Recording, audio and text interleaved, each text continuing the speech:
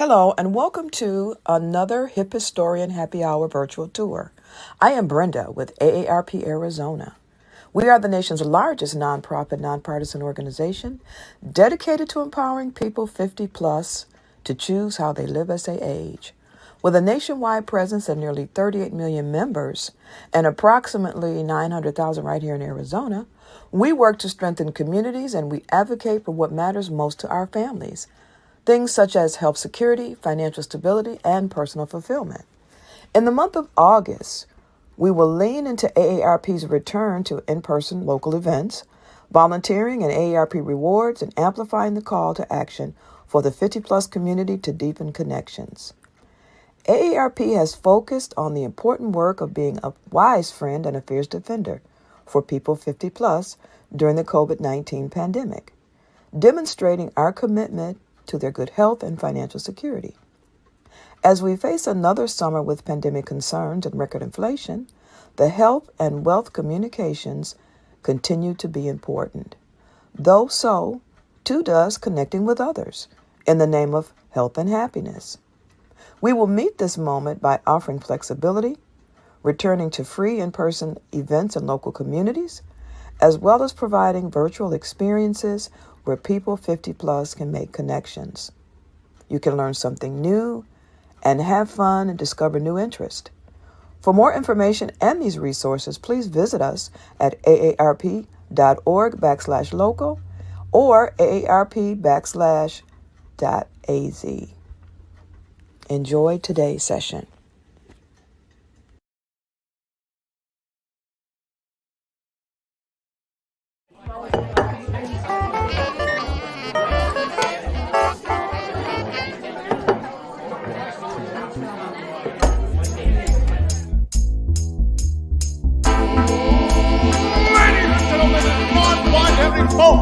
Welcome to the show. Get ready to meet your host for the night, Arizona's very own hip historian himself, Marshall Shore. Hello and good evening. I want to welcome you all to Arizona History Happy Hour. I am so happy that you can be joining us tonight because, tonight's kind of a special night. So for Arizona History Happy Hour, we've been around now for over 2 years.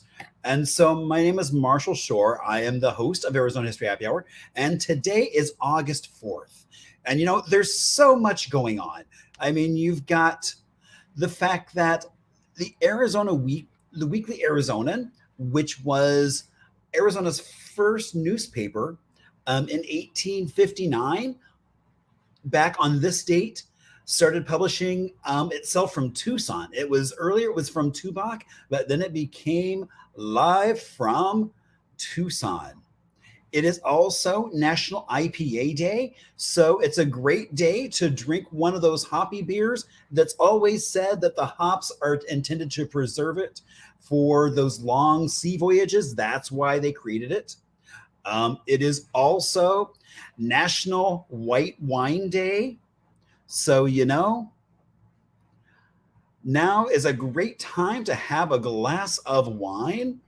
Arizona has lots of wine growing in it. If you've been to Cottonwood or down to Wilcox, you have seen so much of that National Wine Drinking Day, things that you can use to celebrate. It is also National Chocolate Chip Cookie Day. Who would have known that so long ago that back in Massachusetts, somebody who ran out of chocolate thought of breaking up a Nestle's chocolate bar into their cookies? But you know what? That's just what she did. And it became a legend. Now I understood that she sold the rights to that for $1, but a lifelong supply of chocolate. So it is also National Coast Guard Day because, the Coast Guard is celebrating 232 years of being around. So let's hear it for the Coast Guard.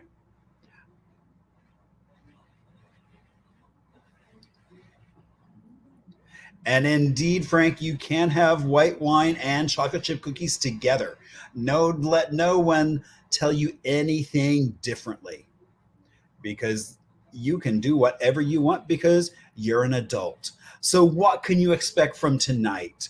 Well, we're going to have a lot of fun. We have trivia.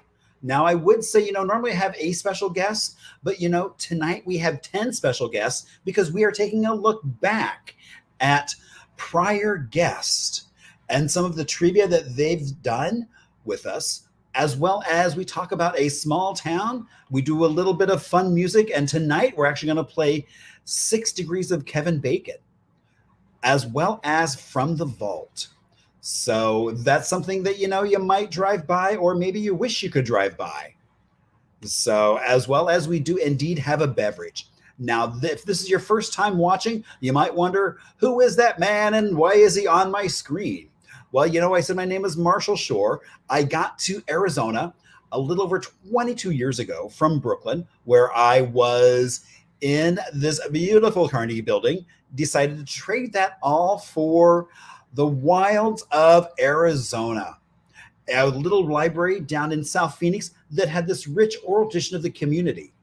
And that's one of the things that got me doing just what I'm doing right now, sharing stories. Then we promptly moved into a lovely 1956 ranch. Now, when we first moved in, it was oh so many tones of beige. I'm happy to say now it is a delightful two-tone of seafoam and cantaloupe. And there's what my kitchen looks like today. All that buttercream yellow tile on the counter, matching the oven, matching the stovetop. Everything is matchy in that such a great buttercream yellow tile. Now, as soon as we moved here, all I kept hearing about how there was no history here. But I knew that wasn't true, because every time I went somewhere, I would come face to face with so many amazing people, places, and stories. Regardless of whether I was on a bike, in a car, however I was getting around, on a unicycle, if I could indeed ride one. But I would be taking my life into my own hands, as well as anyone around me. Now, also, I like to always think that, that post-war boom changed Arizona because of all those GIs that either had stationed here, trained here, or passed through on the way to somewhere else. And after the war, they were moving here in huge numbers and changed Arizona, as well as found them new way of life. Now, I am also known as the hip historian, so that means I get to have lots of fun with Arizona history, just like we're going to do tonight. I'm also going to start there is a local app for your phone called Local Buzz. And so we're going to be working with them to start producing some videos of kind of some content. So I'll be showing you those as we go on. Also, I just booked a program in October. I know we're already thinking about cooler weather, but getting ready for Halloween as we start talking about maybe some hauntings in downtown Phoenix and in surrounding areas. So that will be fun, as we'll be starting up tours, things like that. So, I guess, one of the things I wanted to ask is, so would folks be up for a bus tour? We haven't done one since 2019. I'm kind of getting the itch, but I don't know if the time is right yet. As well as I've just been chatting with Channel 15 about doing some interviews with them. So I will definitely let you know when I know what's going on and when whatever we do will air. Now, you can always reach out to me. I see Frank has found the chat. Some of you feel free to chat away in there. Now, you can also reach out to me because I love to hear from you all. And you can reach out to me on Facebook. See, Deb, I agree. I'm thinking maybe we should do a bus tour. So looking for some input. You can reach out to Facebook, Instagram, email, or even through my website. It's all good. And now, okay, you might notice the shirt I'm wearing is, well, a little loud. That's not unusual. But I'm actually coming to you right now from San Diego, where we are getting ready to kick off Tiki Oasis, which has been going on for 20 years. And they started doing an Arizona Tiki Oasis in the spring. And so they're getting ready to kick off their long-standing event here in San Diego. So I'm here to enjoy that. And then we'll be bringing some of this fun to the Valley Ho in the spring. But because of that, so I had to query PJ, and I was like, I wanted to find something that I could travel with. So he came up with Santan Pebble Head Stone Hazy IPA because it is National IPA Day, as well as this is got stone fruit. So there's peaches.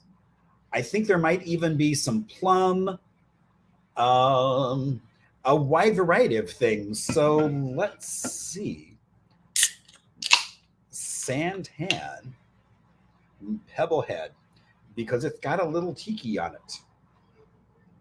It's got some tangerine.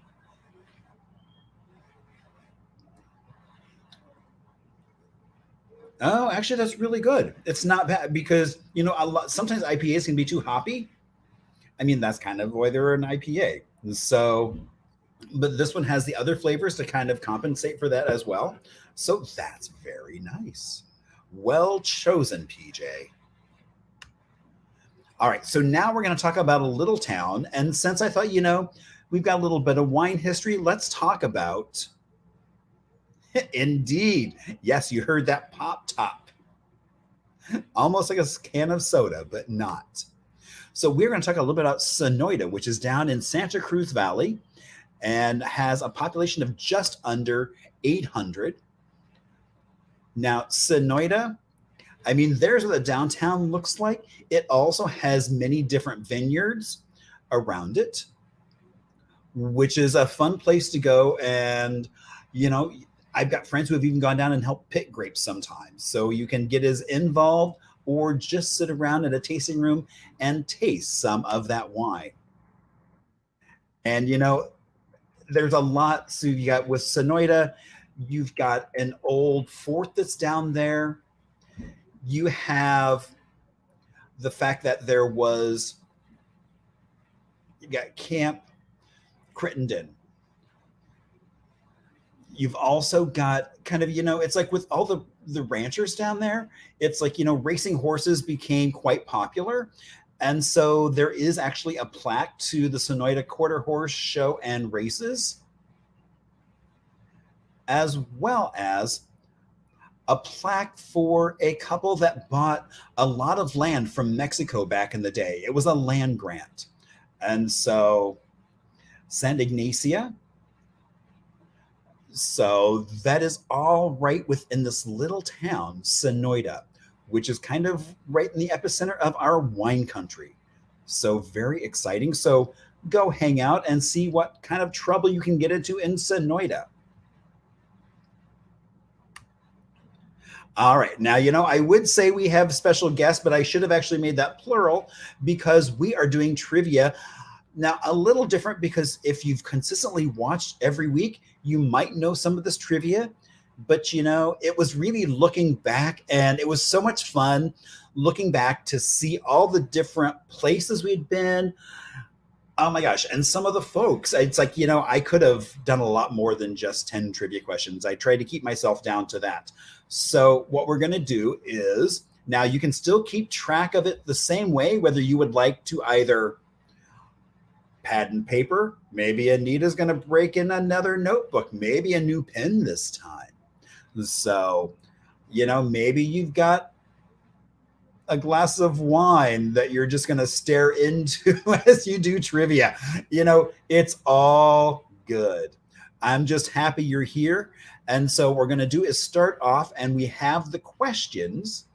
So here we go. Let's see what happens. We're going to do a little bit of trivia. And so what's unique about our trivia is, unlike a lot of, if you've ever done trivia at a bar where it's more about, here's the answer and now we're done, the fun part here is we'll actually go through all the multiple choice questions, take a little bit of an Arizona music break history, and then we will launch into Fred telling us about those answers.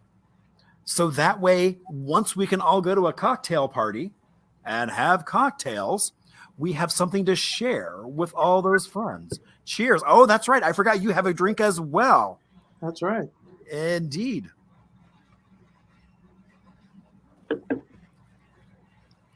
All right. So our first question, now you can keep track of your trivia. Some folks do it in the chat session. Some folks do it on their pad and a pen of paper, whatever makes you happy. No judgment here. All right. So question 1, where is Taliesin West located? Oh, I'm sorry. Actually, where is Taliesin located? So I'm not there because I'm at Taliesin West. So where is Taliesin located? Is it A, Arizona, B, Wisconsin, C, Chicago, or both A and B?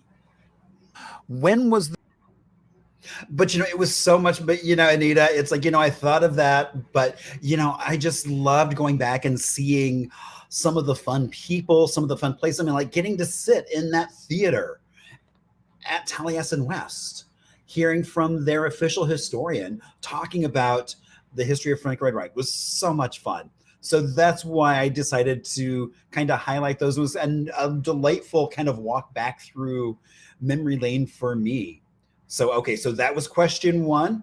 Here's question 2, because since again, it is White Wine Day, let's hear about some wine history. grape wine produced in what we know today as Arizona? All right. Was it A, 1703 by Father Kino at San Javier Mission? B, 1770 by Father Peppercorn at, I'm going to need some help with that one. Guavavi. Guavavi? Yes. Yeah, I believe so. All right. Guavavi Mission. Ask me again when I'm done with my wine. I have a feeling pronunciation probably gets easier the more wine you've had, but probably the less discernible. So, all right. Or answer C, 450 years ago by the Jesuits in the Verde Valley, or D, none of the above. So while you're trying to figure out when the first grape wine was produced right here, we are going to move. Question 3. Which local concert venue was featured in the Monkey Season 1 final episode? Monkeys on Tour. So was that local concert venue featured? Was it A, the Celebrity Theater, B, the Memorial Coliseum, C, the Orpheum, or D, Russ's mom's backyard? If she had a nice backyard, it could have been your backyard. How dare you, sir?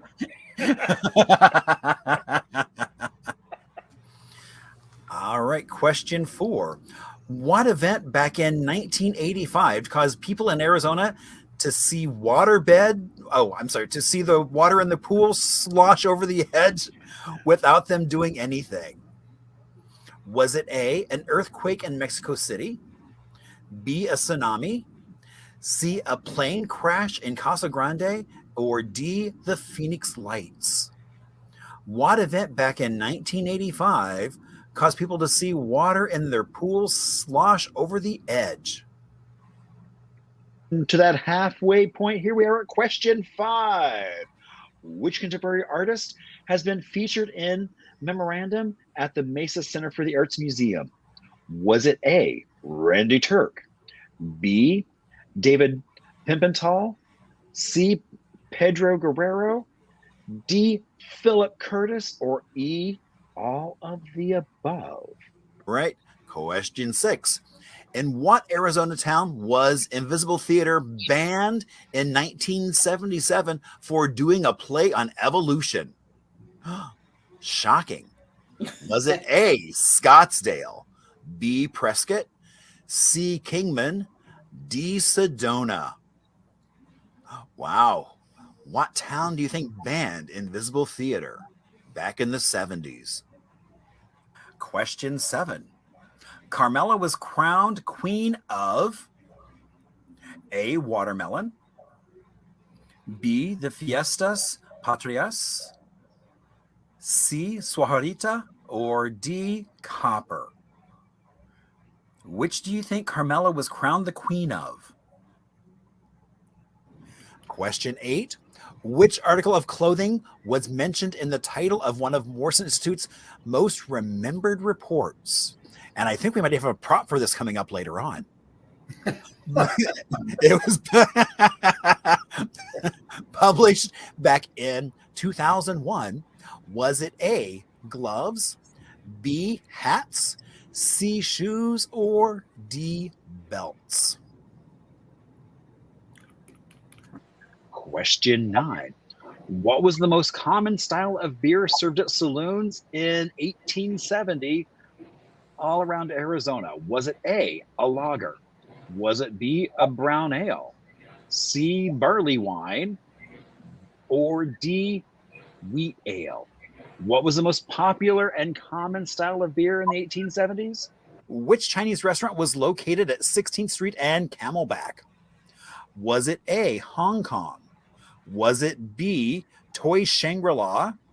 Was it C, Tang's Cafe? Or D, China Doll? Well, while you are locking in your final answers, we're going to take a quick Arizona. And indeed, we are going to have a really fun Arizona music break. Although, let me catch up my slides. There we go. So do people know about 6 degrees of Kevin Bacon? So basically, it's where you take two things and within 6 steps, you try to connect them to each other. And so tonight, I am going to show you how the Blob is connected to Legend City. And so first, I'm going to show a little bit of the trailer for the Blob. That 1958 classic, not that redo of it, but that original The Blob. Dave! Doc Hallen's been killed. Doc Hallen, what happened? It's over at his place. You gotta come now. Oh, wait a minute, Steve. Tell us what happened. Well, I'm trying to tell you. Now, this thing had killed the doc. Well, what was it? Stop with it, kid. Well, it's kind of like a mass that keeps getting bigger and bigger.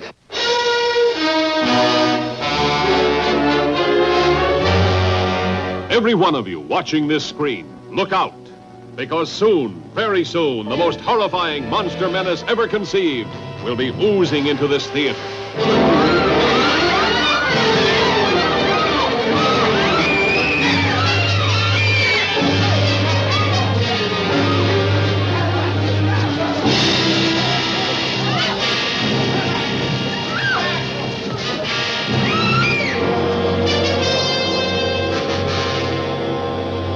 2 teenagers see it first, like a falling star from outer space. Boy,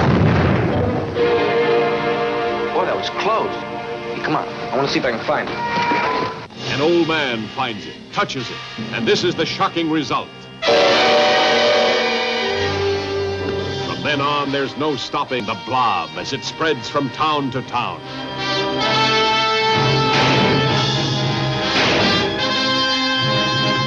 It's indestructible. It's indescribable. Nothing can stop it. This town is in danger. How can it be stopped? Mob hysteria sweeps one city. Before long, the nation, and then the world could fall before the blood-curdling threat of the Blob. Starring Steve McQueen and a cast of exciting young people.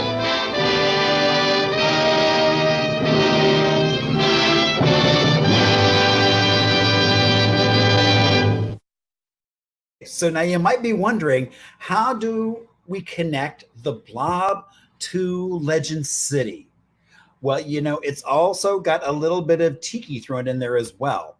So the Blob, the associate producer, was Russell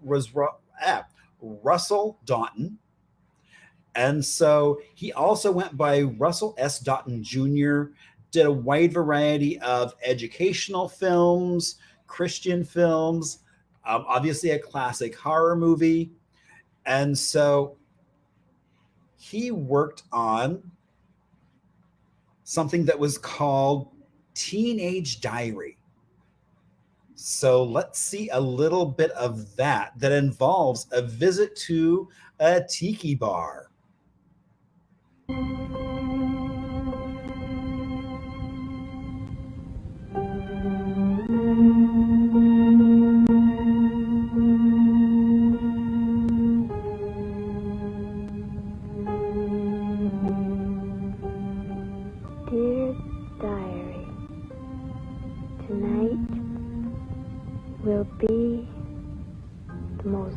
wonderful night of my life. Oh, Brad. Highway through.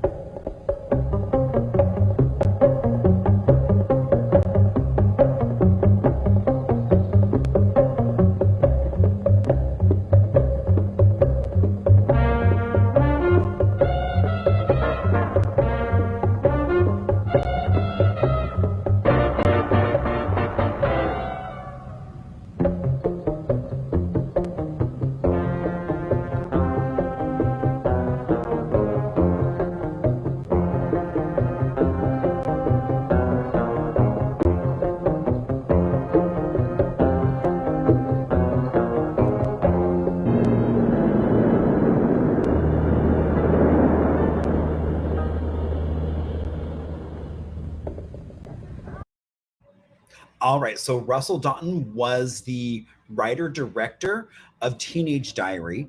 Now, the star of this was none other than Vonda K. Van Dyke, who went on to become not only Miss America or Miss Arizona, but then a few years later, after this was released in 1960, she became Miss America. And so they also did an audio version, which is an album of it. But you know, her talent that she won Miss America with was ventriloquism. And she really honed that skill at Legend City. So there you go. So that is how we connect Legend City and the Blob within 6 steps. So there you go. We have now won 6 degrees of Kevin Bacon. So let's give it up for Legend City. Oh my gosh. Okay. So now who's ready for some answers? All right. So here we go. Our first question, where is Taliesin located?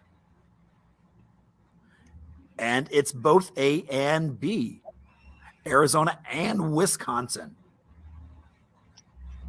That's right, Arizona and Wisconsin. You know, Wright first built his home in Wisconsin, in the ancestral valley along the Wisconsin River, and built this home that he called Taliesin, and it was built there on the, you know, out in the valley.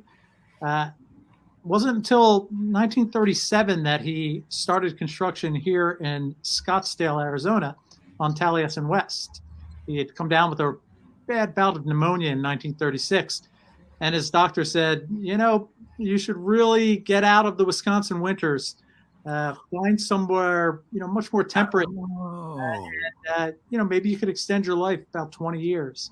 And so, you know, having been here before, he remembered the wonderful winter weather, purchased some land here at the foot of the McDowell Mountains, and Taliesin West, his winter camp, began.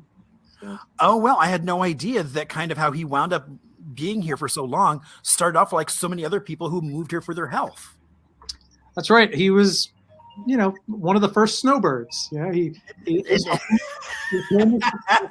And indeed he was. Wow. And if anybody needs to see what our weather is like, just open up your door. Yeah, it's quite. You might want to put on a light jacket because it's probably getting a little chilly out right now, as opposed to a parka, thermal underwear, a scarf, and gloves, and everything else. Although I see my friend Frank is on, so he's already got all that stuff on for when he leaves his house in Jersey. Yeah, so he was one of the first snowbirds, and you know, just came back, migrated every year. You know, he was up in Wisconsin from Thanksgiving. Excuse me, he was up in Wisconsin from Easter to Thanksgiving. And then after Thanksgiving dinner, they packed up. They all caravanned down here, set up shop here in Scottsdale until the weather broke up north, and then headed back. Just like so many people do now. Oh my gosh. You know, it was so much fun being at Taliesin West. For that episode, my friend Quincy went with us as well because he had worked there, and I think may have been a student at one point. He was also a guest on at one point. Oh my gosh, it was so much fun being on that stage. And did you see the background? All that red? Oh my gosh, what a beautiful setting. So, all right, so let's go on to some more trivia. When was the first grape wine produced in what is today Arizona? So this is the thing that got me interested in the question to begin with. There's all these, you often hear that it goes back 450 years, 16th century. And that's what really piqued my interest. And so I started going, looking at the primary source documents, reading the things that have been translated, looking at archaeological reports, even hired a grad student to translate some documents for the first time.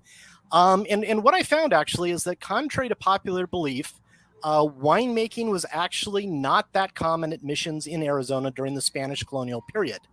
One of the reasons for this is that a lot of the missions in Arizona were just not located in good grape growing areas. To get a grapevine started, first of all, you start with cuttings. So you have to keep the cutting alive as you transport it. Then you have to plant it at the right time of year. And then you're looking at a minimum of 2 years before you get any grapes at all, a few more before there's any real harvest. And even if your vine grows, if you're in a cold area, you can freeze the buds before they form fruit. And in wet, humid areas like Phoenix and the Tucson area, the humidity during the monsoons causes rot on the grapes before they can ripen. So as I was looking through all this, I found constant references to the grapes not getting started or the getting rotted. There's the story there about Kino. One quote you often see is Kino talking about vineyards sufficient for wine mass. And it is true that when Kino, the noted Jesuit missionary, he came into Arizona in the late 1600s, set up a number of missions, but all of the missions that he actually established that actually stayed were kind of south of the present border. His headquarters was at Dolores, which was about 60 miles south of the border. And in that famous quote, he's talking about Dolores, where he's been the whole time. It's his headquarters. He's got a whole farm. Now, obviously, Kino roamed all throughout Arizona, and there were places he wanted to have missions, like Sanavir. And even in 1701, he did assign priests to go there and start, building the mission buildings, get it started. But both of those priests fell ill within a year, not enough time to get a vineyard started, and they never tried again during his lifetime. So the missions that we associate with Southern Arizona did not become real functioning missions, with the buildings and the missionaries and all that until quite a bit later. But even then, everything that I've found in the research, they talk about they have shortages of wine. They just really did not grow that much in Arizona. My guess is that if any wine production happened in Arizona at all during the Spanish period, it was toward the very end, probably sometime after 1790. The rest of the time, the wine that they used for mass, they just simply brought in from other places, which is what they had to do with a lot of their supplies anyways. So that is one of the big myths of that. I know. I mean, that's when we first started talking. I was like, oh, and you're like, oh no. I was yes. Like, wow. I went in expecting I would find that, and I wanted to find the quotes, from the documents of talking about the vineyards. And what I found was like the missionary at Tucson in 1757 going, I don't have any wine mass, and I'm having to eat wheat for dinner because that's the only food I've got. And the missionaries specifically talk about the monsoons making it not viable to really create too many vineyards in the Arizona and northern Sonora area. All right. So which local concert venue was featured in the Monkees season number 1 finale episode? Monkees on Tour. The Memorial Coliseum.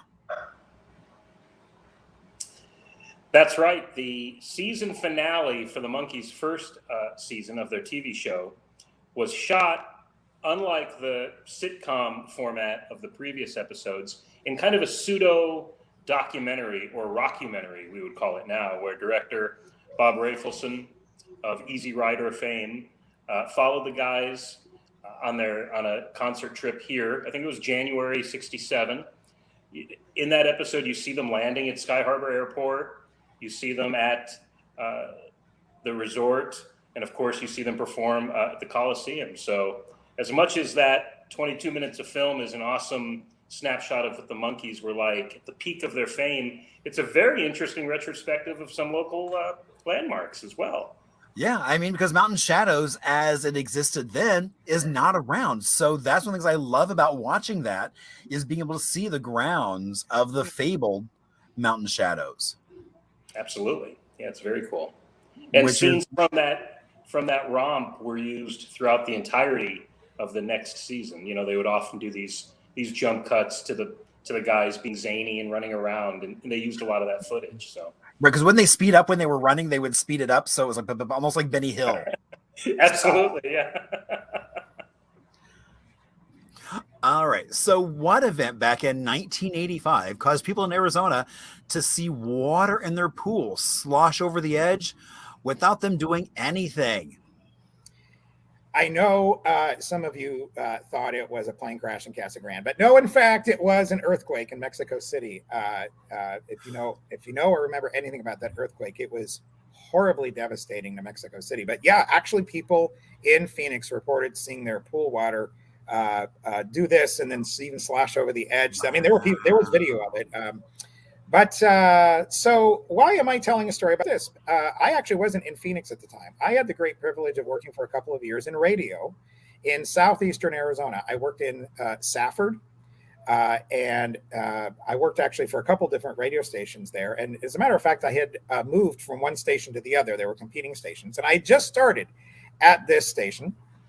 And the day that earthquake hit, we knew of a ham radio operator who lived out in the middle of nowhere, kind of east of or west of town. And he actually had a direct feed, like right after the earthquake happened, to somebody in Mexico City. Now, mind you, there is nothing coming out of Mexico City. All communications are essentially destroyed. I mean, you know, it's very devastating. But this guy was able to connect, you know, with a ham radio operator in Mexico City. And he called my station and said, I've got this feed from Mexico City. I figured you're the news. By the way, I'm sorry, I was the news director for the radio station. I forgot to say that. So he's like, you're the news guy. I figured you'd want to have this. I'm like, oh my gosh, this is amazing. So I was able to literally pipe it into our studio and put it on. Back then, it was these giant reel-to-reel tapes. And I just started recording. Now, I couldn't understand a word of it. It was all in Spanish. Okay, of course. But this is a direct feed of people calling for help and saying go here and go there, and it was like all this amazing stuff. I mean, there was actually some radio that was being broadcast, so he was having some of the radio feed. And anyway, now here's the crazy thing: I couldn't put this on the air on my own radio station because that day we were having an amazing rainstorm in that part of Arizona, and it knocked out our tower. And so because I was new, the station manager said, well, you can't be on the air anyway. So you're going to get one of the rites of passage at our station is you get to drive with me up the mountain to fix the tower so we can get back on the air. I'm like, well, can't do anything else anyway. Okay, I'll go with you. So we go driving up the mountain and we get to this wash that is raging, just absolutely raging. And this guy had a 4-wheel drive vehicle, but if you know anything about water safety in Arizona, and I mean, this guy actually grew up in Phoenix. I had only lived here for 5 or 6 years then, but I knew better. And he's like, I think we can take it. What do you think? I'm like, I got out of his car. I said, if you want to do it, go for it. I'm standing on this side. He's like, chicken. All right, get back in. And we drove back. So we still couldn't get on the air. So, but here I have this amazing feed from Mexico City. Right. So the only thing I can think to do is we're part of the CBS radio network. And I send part of the feed to them. And while I couldn't get it on my own radio station, that night on the CBS Evening News with Dan Rather, where they're reporting about the earthquake, they only have one soundbite. And it's my feed from the ham radio operator. And you know, they have a translation of it. So I get to finally see a little bit of what they were saying. And so that was my little claim to fame, is that a little recording I made got on the CBS Evening News with Dan Rather. Thanks to a horrible earthquake, but yeah. Right. So, you know, I just think that's so funny that it's like you've got Patrick talking about how Arizona got news coverage of the Mexico City earthquake. I mean, and how many of you knew that the Monkees, I mean, were filmed while they were here performing at the Coliseum, at Mountain Shadows. I mean, it's just, I mean, that's one of the things I love about happy hour is that I'm just learning so much. It's almost like with every question, there's another story and yet even more questions to want to ask.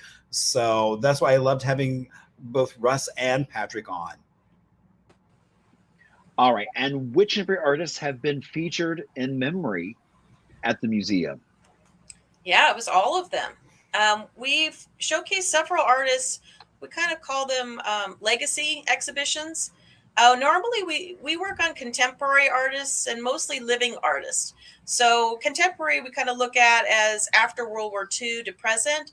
But it was funny. I was talking to somebody, and they were like, "Wow, you really focus on really contemporary." And I'm like, "Yeah, most of the artists are alive."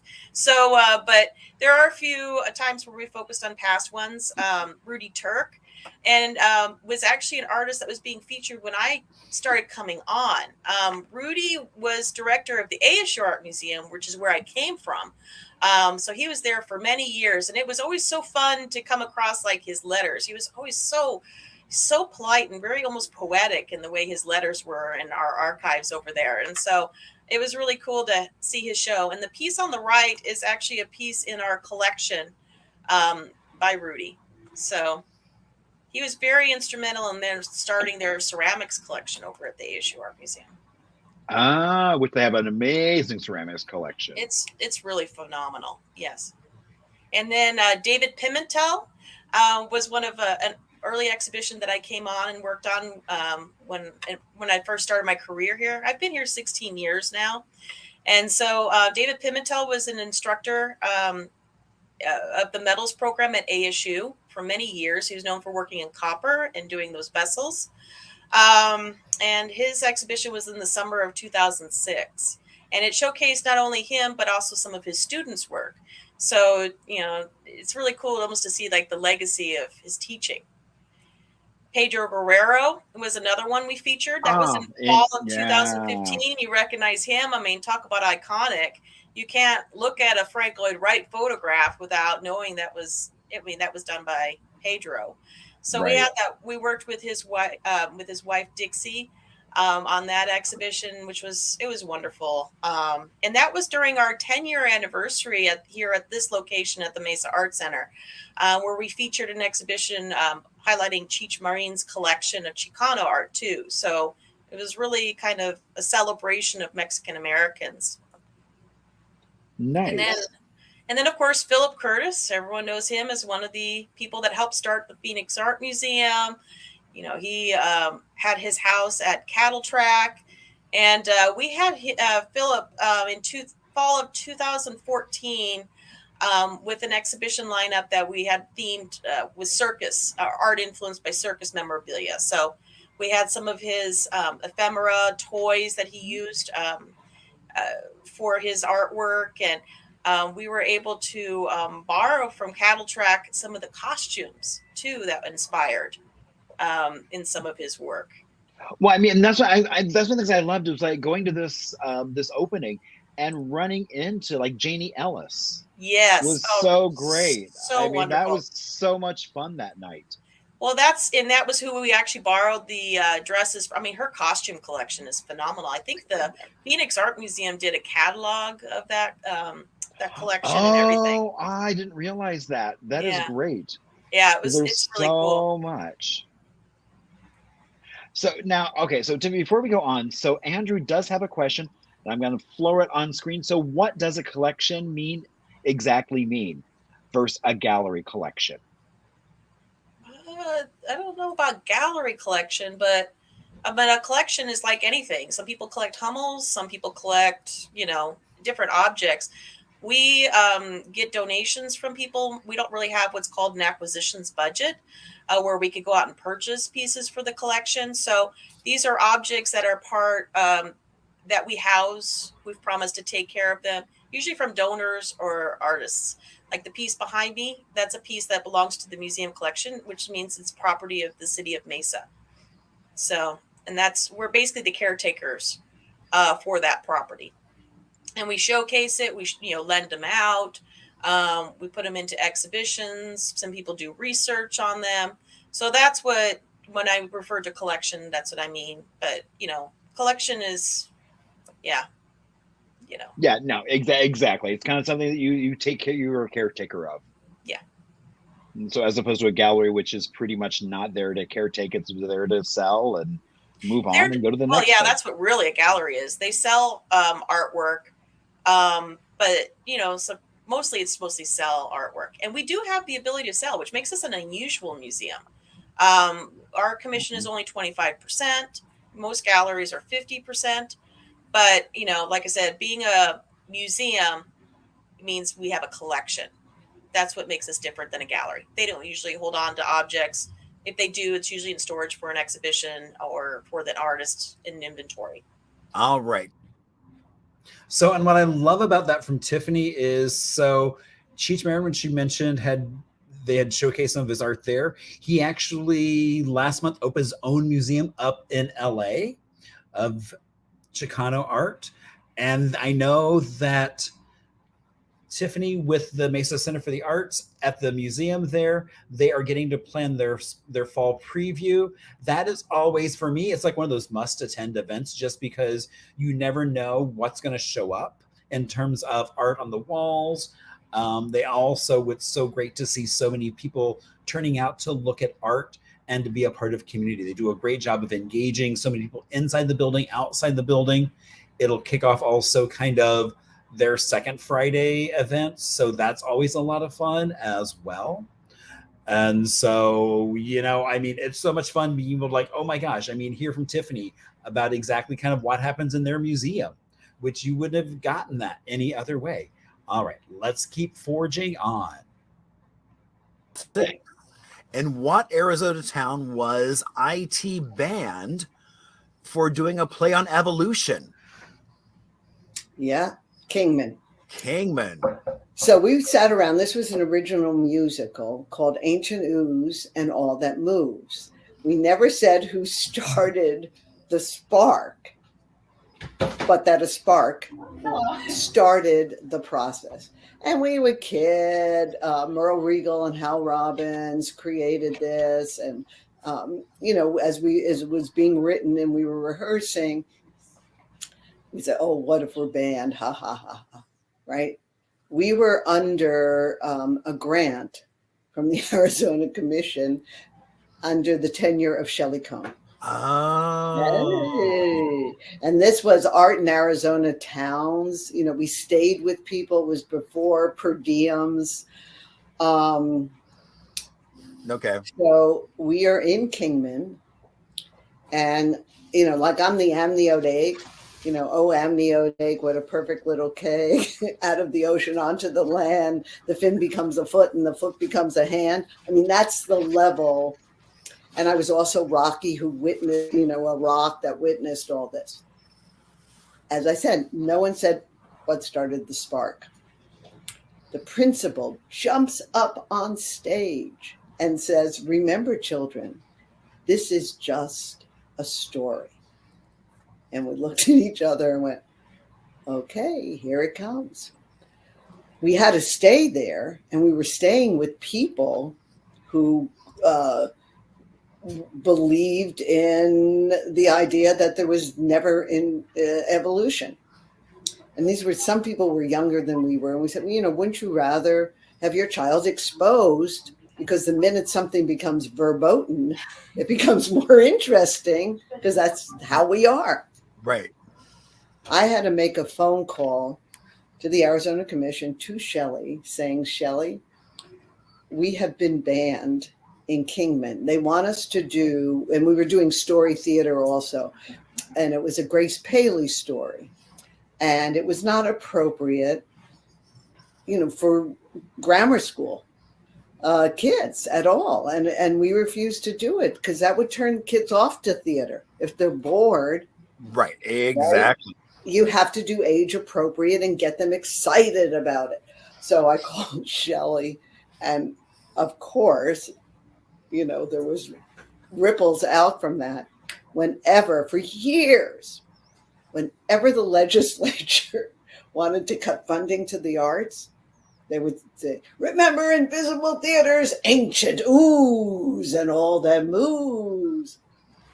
So that's how we were banned. We then came down to Tucson, and kids had to sign releases to come see the show at our theater. We were in Nogales. We had been there before, the most Catholic of cities. Right. No issue. It was only in Kingman that we had that issue. Wow. And you have the article there to prove it. It was picked up. You know, I had friends working at the Star, and and they called. They go, "What happened? What happened?" Right, exactly. How did you get that? AP picked it up. UPI picked it up. I mean, it was all over papers around the country.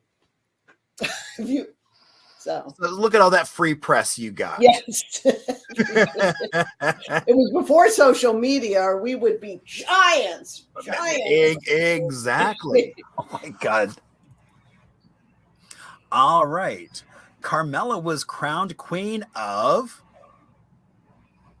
And what was the queen of? The Fiestas Patrias. So what is the Fiestas Patrias? It's a celebration from Mexico, their independence from Spain. And it was brought here probably around late 40s, mid 50s by Josefina Franco. She was a community activist and her husband was a journalist. And they started this festival, and every year they pick a queen to, oversee the fiestas, be the celebration. My mom really wanted me to do that for years, and I was still pretty shy, but she pushed me in that direction, and that's what wound up happening. I became the queen that year. And it was interesting, running for a year, working with the community. I was 17, so, another big opportunity just boom, hit me in the face. And it was great because I met a lot of community leaders and learned more about community work and what Josefina was doing herself and why it was so important. I really didn't understand, I don't think, the importance of the fiestas or my community as much as I began to understand when I was 17, what our history really was, why we were here, and we have been here forever. I didn't know that, not really. It was just amazing to go through that process. And I was proud. I still am proud. Well, so I've run into a woman who was one of the cotton queens. Mm-hmm. And so we talked about kind of how important that was to her and her development as a young woman. Mm-hmm. And so we've kind of been talking about it. And now I know I might invite you to that. We wanted to maybe do a panel of folks who have been queens. Sure. And just kind of talk about their experience, because she talked about how it was so life empowering. Yeah. And she was never the same after that. You're not. You're really not. I mean, I think it just brings out things that you didn't realize that you had. And people need representation. They need community leaders. Even at a young age, I knew I was going to be a community kind of person of some kind. And it wasn't later till I really learned how to be a community leader and to follow other leaders and to keep building and bringing the best out of people. But that started it all for me. Oh my gosh. It was so much fun. Okay. Does anyone out there know anyone who was a queen in Arizona? Whether it was the cotton queen, there was a watermelon queen, there were all kinds of queens. I mean, it's like, I would love to do that. And I know actually later up, we have Ron Tang, and just chatting out comes something from the Chinese American community. So I just think it's so funny and interesting that there were, like, Carmela had no idea how important that one title would be in her life, but it was really changing for her. And that's what I found as I talked to other folks who've been queens. So who else would be interested in actually hearing other queens talking about what it was like, that experience of getting exposure to Arizona, learning about your community in a new way? I know that's the kind of stuff that gets me excited. So I don't know if anyone else would get excited by that or not. Let me know. Nice. All right. Question 8. Which article of clothing was mentioned in the title of one of Morse Institute's most remembered reports that was published back in 2001? And it was shoes. Multiple props here. So I keep copies. I have a whole stack of them of this report on my desk because it is a source of inspiration to me. When I am out in the community, it is amazing all these years later how many people mention 5 shoes waiting to drop. And I think what resonated so much was this report was identifying sort of trends, things that were not yet on everybody's radar, whether that was around the importance of Latino education in the state or how we weren't retaining young talent or sort of a lack of leadership. They talked about sort of challenges with our tax structure. And it just captivated people's interest. It got sustained attention. As Richard said, Betsy and others from our board and our leadership team went all around the state talking about it. And I think it really speaks to how we can be effective in sort of really focusing in people's attention to hopefully move the needle on issues that impact everyone. And so when I came into the director role, you know, sometimes you inherit things that get passed down that are like office lore or old relics. And so one of the stranger objects that was sort of gifted to me with the office is this very unique 5 shoes mobile that you can see has both the report cover and our beloved past director Rob Melnick's face attached to it. He'll probably cringe if he sees me holding this thing up. That the doll shoes can give off a little bit of a creepy vibe, but I think it must speak to something about that moment was so important to the staff that somebody took the time to create this thing. So what were the 5 shoes? So I have my list here. So I mentioned some of them. One was around talent, one was around leadership, Latino education, the state having what they called a fuzzy economic identity, and lost stewardship and an antiquated tax system. So, you know, so cheers to that. Cheers to cultural history. Yes. Arizona beer. And keeping it local. Yes. All right. So what was the most common style of beer served in saloons in the 1870s here in Arizona? Yeah, so lager beer would have been the most popular beer across the United States, really. And the reason for that is because German immigrants coming here to the States brought their brewing traditions with them.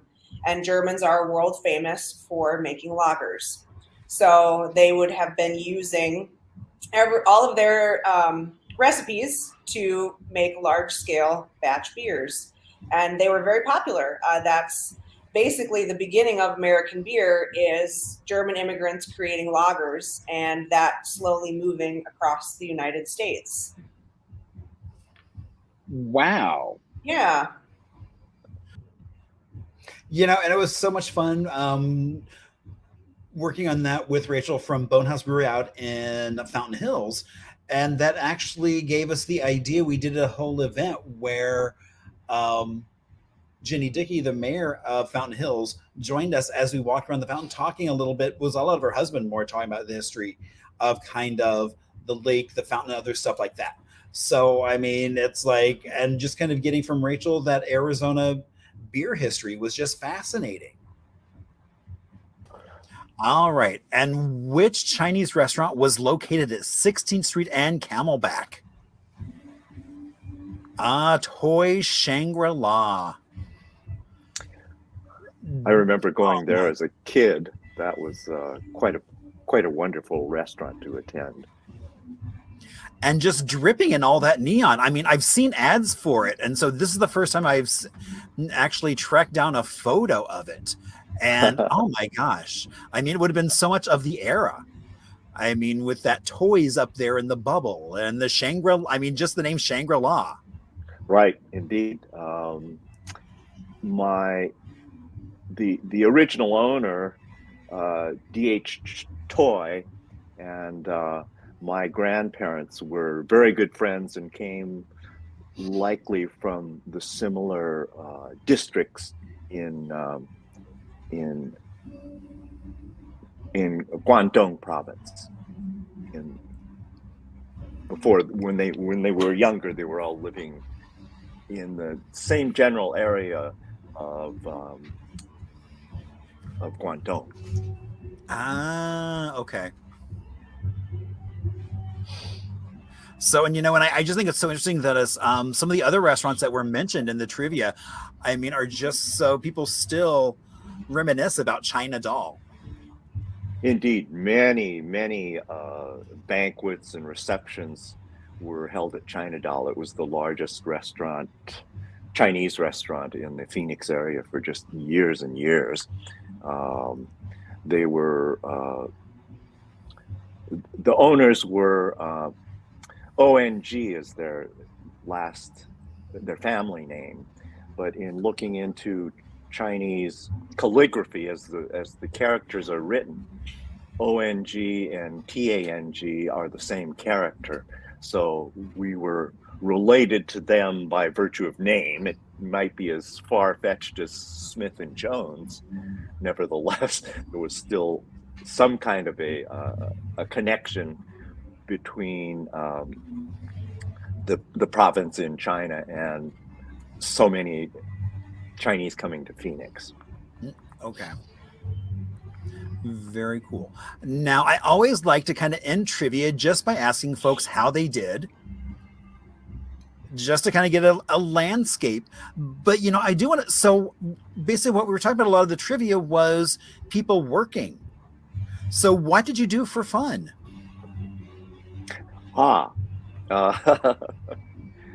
Same uncle who had Senior Teas and Tang's Imports had a 1964 silver Corvette Stingray, the year after the porthole window Corvette Stingray, and we would see him fairly often.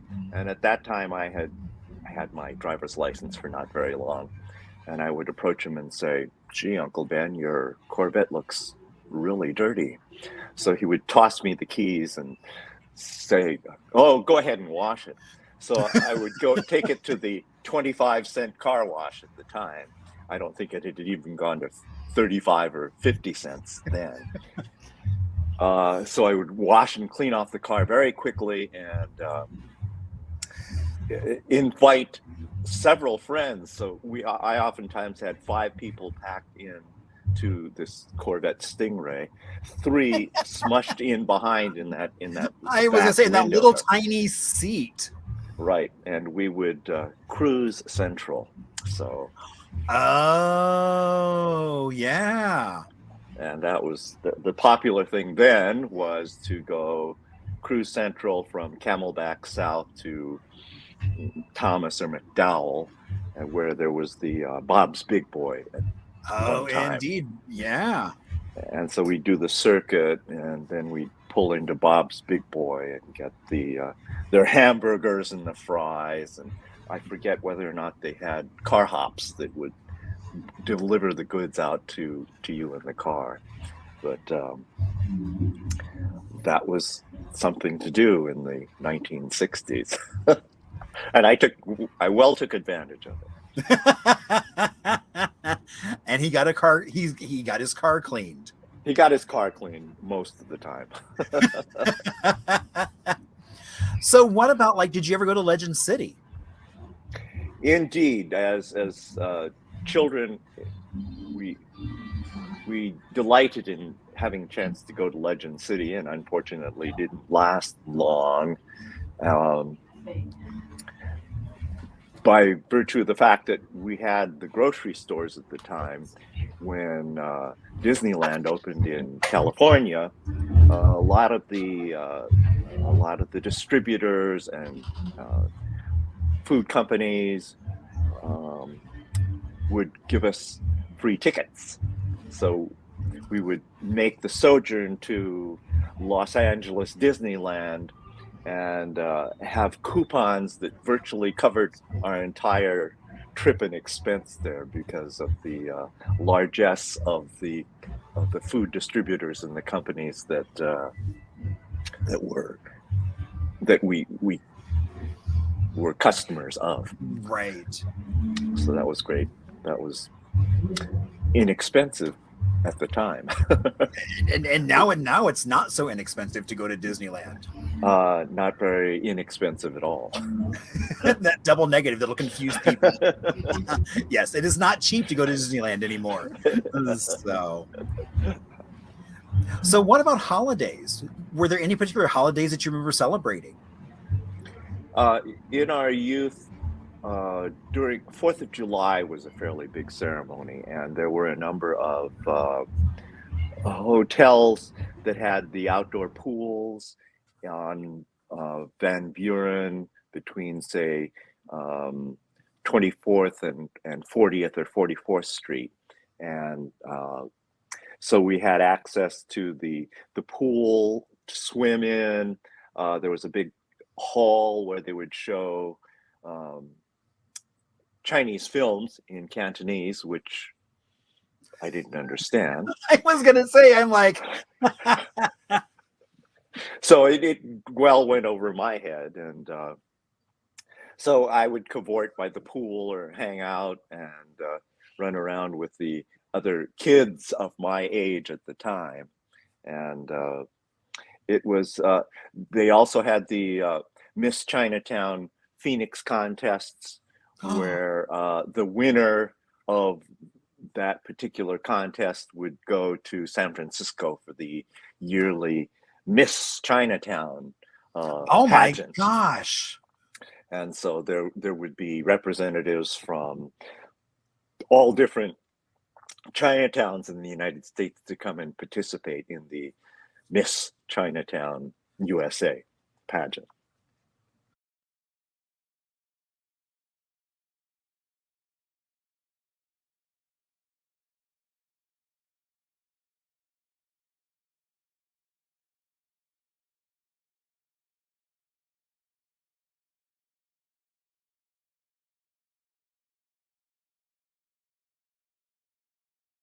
You know, I just want to say thank you to so many folks who have been a guest on Arizona History Happy Hour.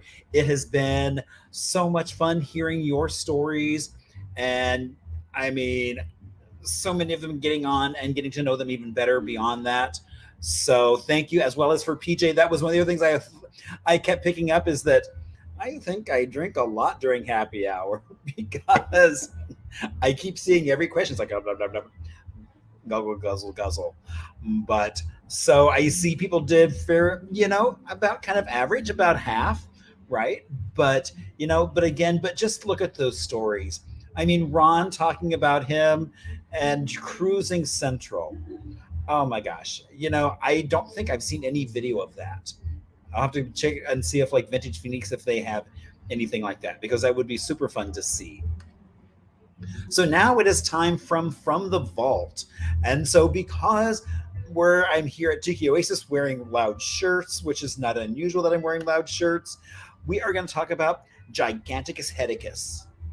In Antioch, Arizona, not far outside of Kingman off Route 66, was built by an artist in about 2004 as a way to attract folks to what was a trailer park, then became a gift shop, selling mainly Gigantic heticus stuff, as well as some other Route 66 memorabilia.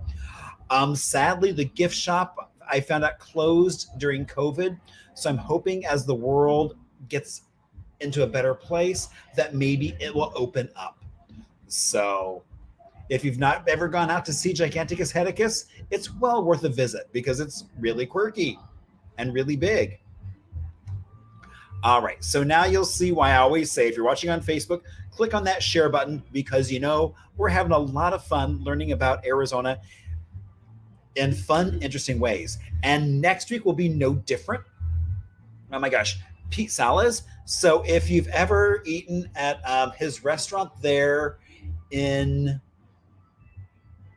the San Carlos, he's got a restaurant there, but pretty much, I mean, through the 90s and maybe even before that, I mean, we've talked a little bit about kind of his history of being a DJ, is he has been instrumental in kind of downtown and doing so much. So that's going to be a really fun episode, as well as we get to learn about more of the modern history of Phoenix and some of its music as well.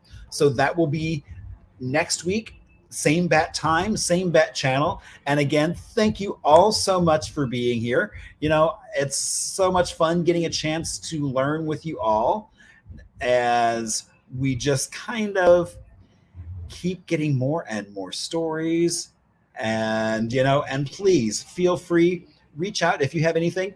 Now, I always love to give a shout out to my friends Chris and Cole, who did that great intro video. In fact, I was just talking to Cole and he's like, you know, it's time I write you some new music. So look for maybe some new changes coming up fairly soon. Well, I wouldn't say fairly soon in that, you know, kind of that air quote kind of way. As well as to PJ for every episode coming up with a wide variety of whether it's wine, sometimes it's a can of local beer, sometimes it's a cocktail using so many local ingredients. So thank you all so much. And again, thank you all for watching. As we say goodnight, we are going to watch Vonda K. Van Dyke as she and her award-winning talent at the Miss America competition. I'll tell you what we'll do. Let's have a little compromise. What do you mean? Well, we'll sing a duet. You think you can do that? Look, I mean, you sing a line, and then I'll sing a line. I didn't mean that we both sang together.